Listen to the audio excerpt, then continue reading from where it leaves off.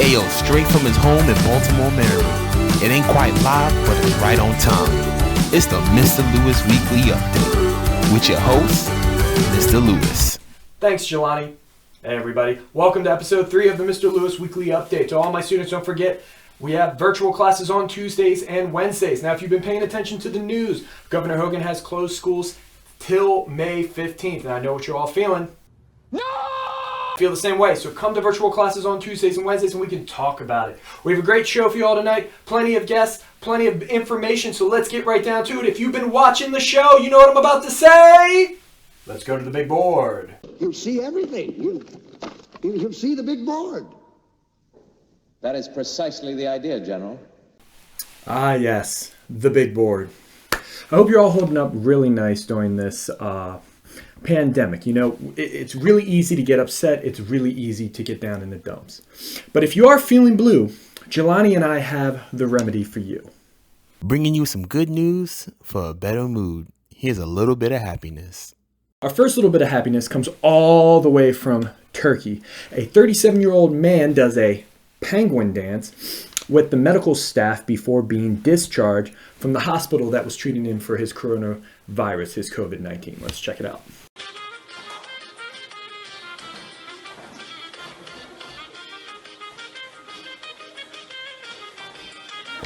Dancing can be a great way to release extra endorphins in your mind, in your brain, to make you happy during times like this. Don't worry though, Mr. Lewis is not about to do the white boy shuffle. I didn't say anything about Leo though. During this crisis and during this pandemic, we need to remember this magic word. What's today's secret word? Solidarity. The Matterhorn in the Swiss Alps has lit up the other day with the American flag to symbolize a message of hope during the coronavirus crisis. Take a look. Light artist Jerry Hofstetter, Jerry, not Leonard, has been lighting up the Matterhorn with different images each day since March 24th. The mountain has been lit up with flags from all different types of countries: Japan, Germany, the United Kingdom, France, Italy, and many others. It's also had the hashtags hope and all of us. Truly, solidarity. Another little bit of happiness that is sweeping through the U.S. is that animal shelters across the nation are finding for the first time in history being empty, no animals. Because of the amount of people staying home during this quarantine, we see a lot more people adopting cats, dogs, and different animals because they have the availability to stay home. Let's take a look at Palm Beach, Florida shelter in this next clip.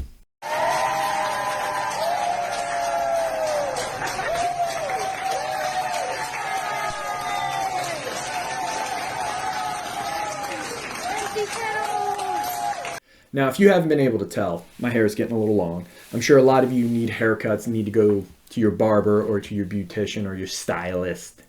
But the question is, how happy are we really going to be when we get there? Are we going to be happy as this dog?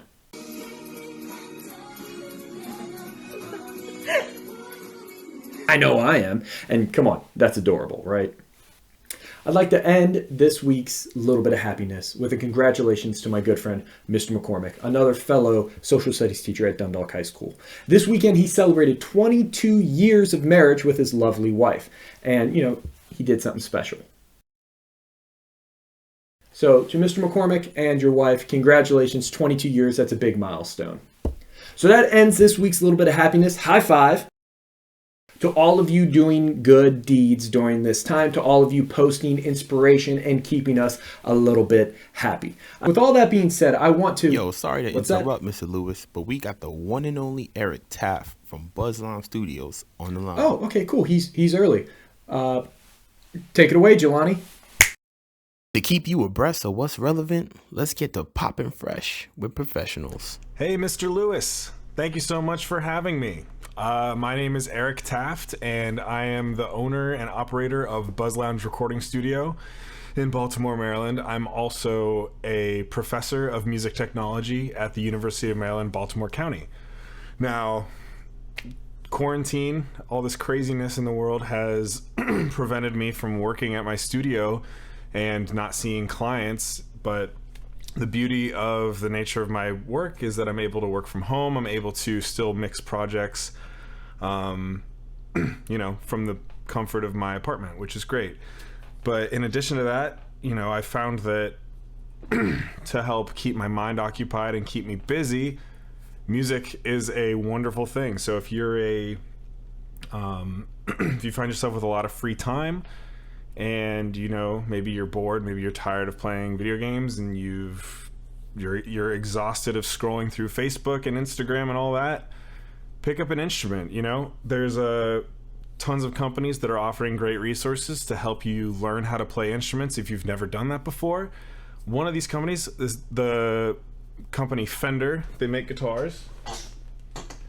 Got a Fender guitar right here. They're offering 3 months of free lessons through their program called Fender Play. And so, you can learn guitar at your own speed, and then before you know it, you might be able to pass that time writing songs or, just picking up a new skill that you never thought you would. So that's worth checking out. Fender Play. We're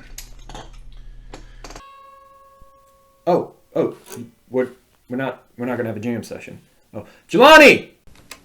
Yo, Jay, we're not gonna do it. We're not doing the Fender jam session apparently. So yeah, I'm sorry, dude. Yeah.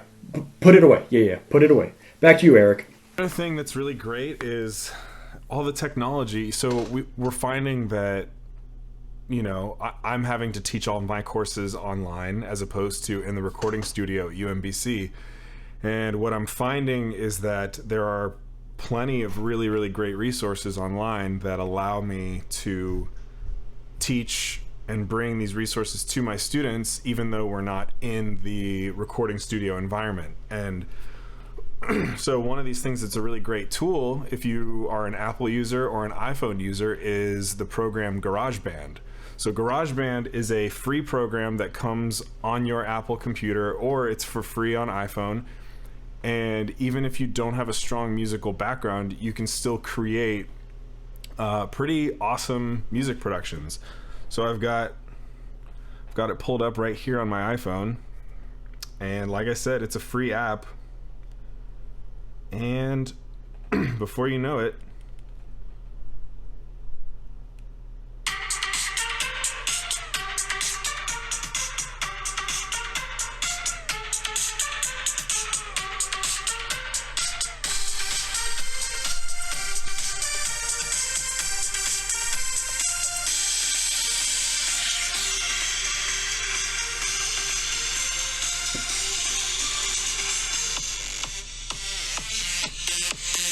hold it up to the mic so you can hear it.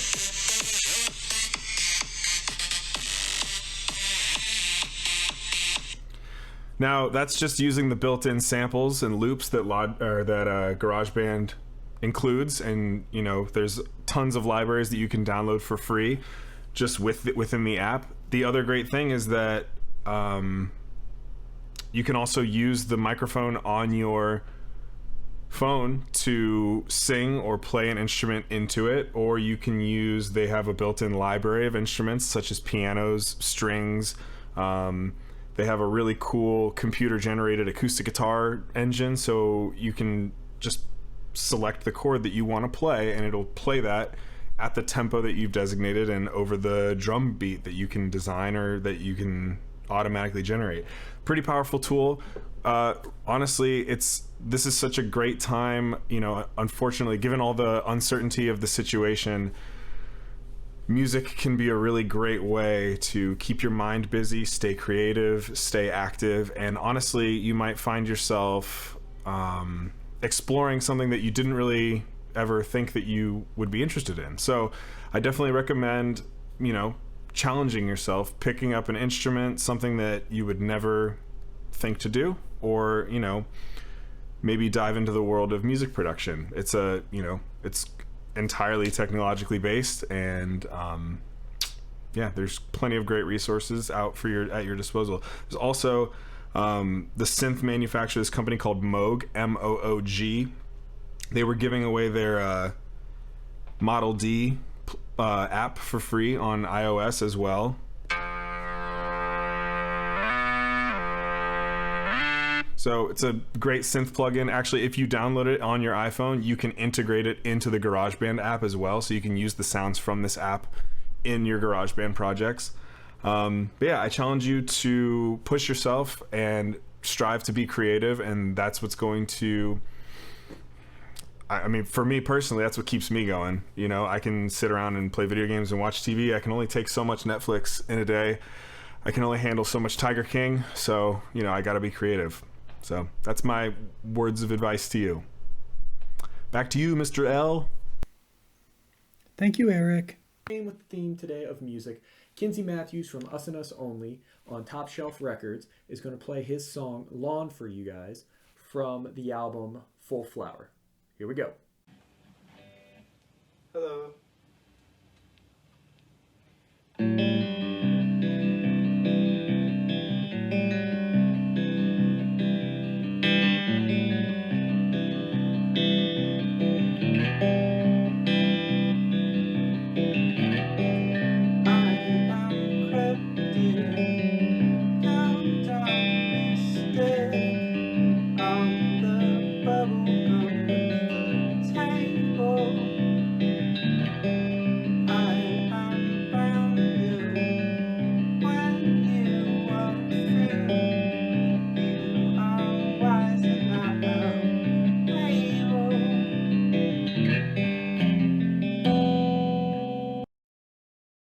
Due to time restraints, I could only show you that small clip of Kinsey's performance that he recorded especially for all of you. If you'd like to see the full performance, check out the link below. Kinsey, thank you so much, my man. Well, we're about halfway through the show, so you know what that means.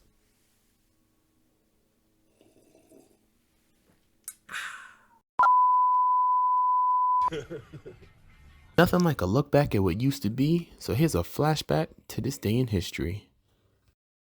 This Day in History, April 19th, 1861, is provided to you by Professor Ann Rubin from UMBC. She is a historian of American Civil War history. The Civil War began in April 1861 when Confederates fired on Fort Sumter, which was in the mouth of Charleston Harbor. They fired on it on April 12th, 1861. They took control of it on April 14th, 1861. And then the following day, April 15th, Abraham Lincoln issued a call for 75,000 volunteers to come into federal service and put down this rebellion, as he called it, in South Carolina. Immediately following Fort Sumter and the call for troops, soldiers from the North started pouring into Washington, D.C. But to get there, of course, they have to go through Baltimore. That's the way the train lines run. This shouldn't have been a problem, except for the fact that Baltimore was still governed by an old law that prohibited having locomotives run through the city. For anybody who was traveling by train, the trains had to stop at President Street Station, and then the passengers either had to get off and walk to Camden Yards, or teamsters would come and hook the railroad cars up to horses and tow them through the city. This also should not have been a problem for all of these troops, except for the fact that Baltimore was a city with many, many Southern sympathizers in it. And these Southern sympathizers were angry at Lincoln for calling for troops and also wanted Maryland to secede. So if you put all of these together, what you wind up with is a powder keg that's waiting to explode. And that's what Baltimore was like. April 19th, 1861 is the day of what has come to be known as the Pratt Street riots. What happened in this case is that troops from Pennsylvania and Massachusetts arrive at President Street Station. They know that they're probably going to run into one of these mobs of Southern sympathizers. They've actually been warned about it by their commanders. 6 or 7 cars of these big railroad cars now full of soldiers, 6 or 7 of them are able to get through the streets and make it all the way to Camden Yards. But this mob had been growing, and this mob blocked the tracks with sand. They actually pulled some ship anchors over and used those to make it impossible for the last couple of rail cars to get through.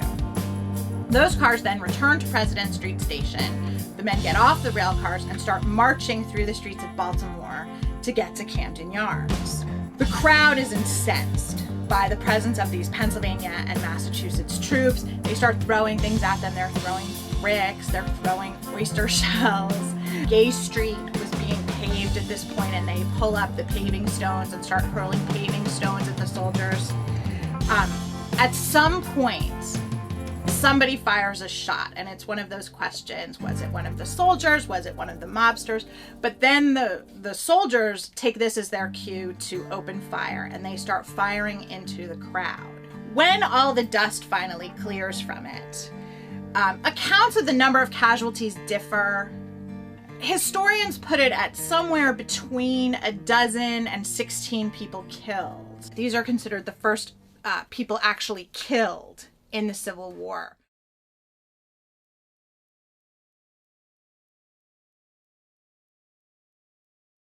Let's check out this week's open letter. First, see what's in the box. What's in the box? Sweet! It's ketchup!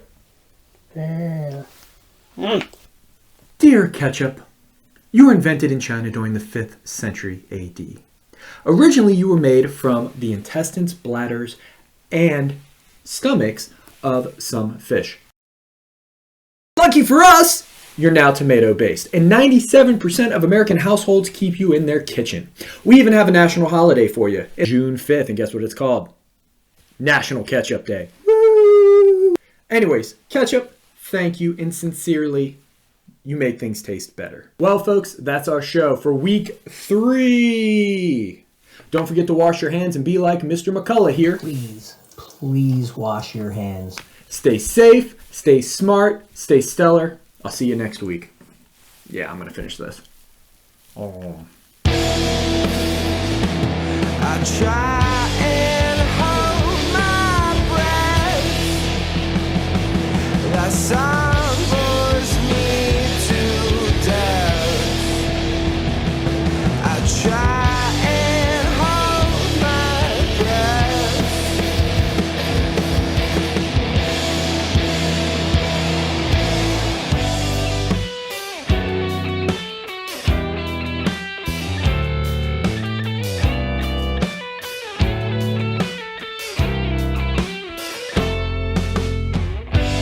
I've been reckoning with reason. I've been searching for gold.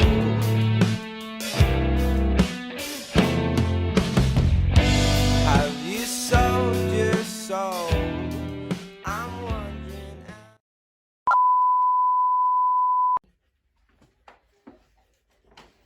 Why are you wearing that?